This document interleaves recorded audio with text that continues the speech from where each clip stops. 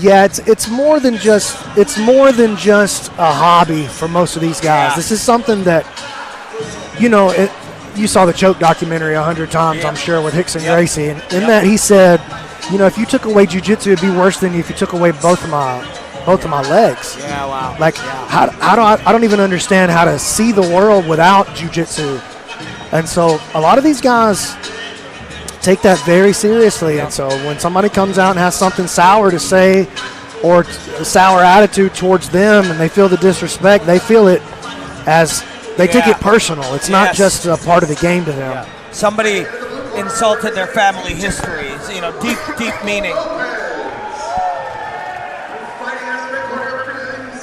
So we're going to get a black belt gi match here.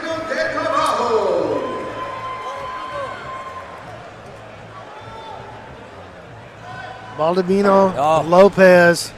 Oh, man, right into the action. Straight down. You're going to see a lot more of the fight in this range here when they play in the gi.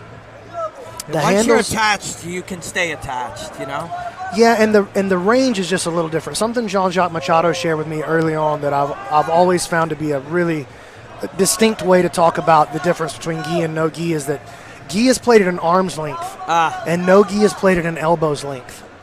Beautiful. It's just a way of simplifying the game and the understanding of it from a true, not just a master, in a lot of ways maybe the master of the art, Jean-Jacques Machado. Yes. When I get to, just look at that old school look at that sweep. Yeah. So beautiful, so perfect. Man, just a beautiful play. When I get to commentate different forms of martial arts, what you can and can't do and the different parameters shape the action. And wearing fabric, heavy fabric, changes all the meaning of all these positions. Yeah, because it changes the training. And so the results that come from that are going to look just a little different too. And there was a time not that long ago, Robin, and you'll remember this very clearly when, the gi was really the only option. Yeah. If you wanted to learn jiu-jitsu, all the best guys in the world, whether they believed in the gi or not, they were all training in the room with the gi. Big time. And you may compete without the gi, but you trained with the gi all day and then took it off and competed, if you did it at all. And we had him out here, your dear friend and mentor and coach, Eddie Bravo, was here. He played such a massive, when we look back in history, played such a massive part of where we see and what we've seen earlier today from what we're seeing right now. Yeah, absolutely. Eddie, an absolute innovator in the sport. But, even Eddie, he came up under Jean-Jacques Machado wearing that gi all the way through to the black belt. And, that's an important part of the story as well. Big time. See a little spider guard, little lasso work here. Utilizing those sleeve grips to try to control the range. Digs underneath with his right, but nothing there. And you'll see most of the positions look super similar. There's that knee shield with the ankles crossed. We've been watching it all night, digging for the underhook on that side. Yeah. But you'll see the range is just a little bit farther away. That grip, as soon as he's grabbing that lapel, he can pull it in, but he can also extend it and use it to keep distance. That's right. You just get an extra length on your frame right there.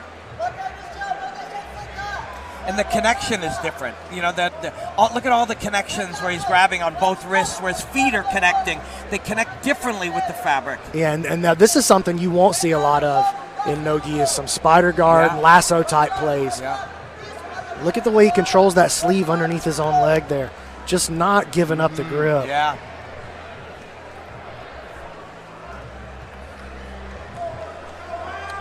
But there's such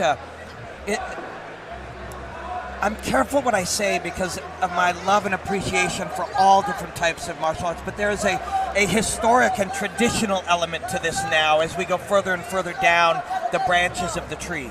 Yeah, and as the sport itself and the entertainment and the professional cash-winning side of jiu-jitsu grows more and more, we see the gi kind of taking the role of the training room and the hobbyist. And of course, there's so many amazing gi players still. But I like that we have the gi and the no gi. I think each of them can teach you unique things. For sure.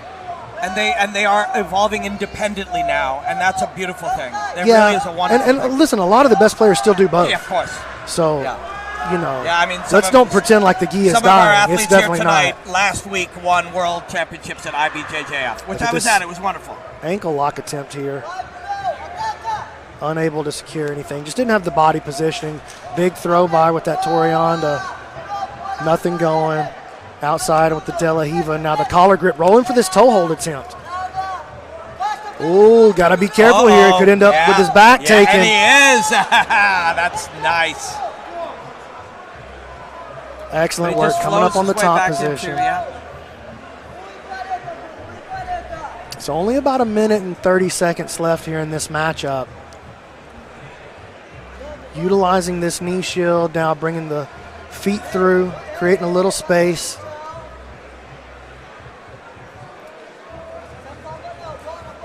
A big difference too here, and it's a really cool thing to see. In gi, you score points, but not here, not today. Yeah, and utilizing that lapel grip from the bottom, but the counter comes with this Calterra style footlock. Oh no, he's just got a regular. He's just got a regular grip. Now he starts to stick that butterfly hook in there. Little twist. Toe hold right here. Toe hold, old and school. the toe hold can be a serious attempt right here against a straight ankle lock. You got to be careful, man. Toe hold's one of those tricky ones. It's such a powerful movement, but a lot of guys will like it. They'll eat that one. They'll take it, yeah. They'll eat that one. And this is going to be a pretty good. Straightens it out. Yeah. Trying to go heel. Turning it into this Mikey lock style position here. It tucked in the neck. There is a groove in the neck, And he's grunting through it. Yeah. Driving on this straight ankle lock. I can't tell what kind of danger he's got his own foot in over there. Yeah, rotation. That's a tight position, man. Tight. Isn't it wild, for you to call it the Mikey lock now with how young Mikey is, but to change that use that groove and that style to create a variation of an attack is such a cool thing. Yeah, Mikey lock seems to be the vernacular that everybody's starting to adopt for that. I first learned that from he's a 10th Planet black belt also, Chris Herzog up in Rochester, New York, Sambo practitioner. And that was something that he showed me when I was a blue belt out of his Sambo depth of knowledge. But yeah, it seems like Mikey's kind of bringing it to the forefront. And he's such a cool and well-deserved. He's a phenomenal athlete. Young and talented and smart and different. And it's guys like that that are going to progress all of it, all of this, everything that we're seeing and everything that everybody's sharing. But they're not unbeatable either. We saw Nicky Rod lose tonight. Yeah. These young guys, these next wave guys. There we go. And so that was just a referee's decision there with the gi. Yeah.